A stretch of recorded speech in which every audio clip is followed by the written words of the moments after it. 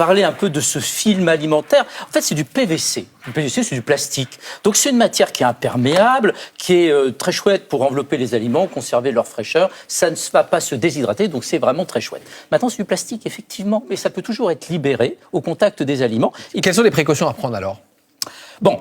D'abord, il faut regarder l'emballage. Et si vous regardez l'emballage, vous allez être surpris. En dessous, vous allez trouver une mention où il y a marqué combien pour l'emballage de tous les aliments. Là, on est d'accord. Mais sauf ceux conservés dans l'huile, 100% gras, ou ceux constitués d'émulsions d'eau dans l'huile. Et là, ça fait un paquet d'aliments. Ça veut dire les fromages, ça veut dire le beurre, ça veut dire le saumon fumé. Tout ce qui est gras est incompatible avec le film alimentaire. Pourquoi ? Parce que ça facilite le transfert de substances toxiques du film vers l'aliment. Où est-ce qu'on peut donner quelques conseils pratiques juste ? Oui, le premier exemple, c'est la pâte à tarte.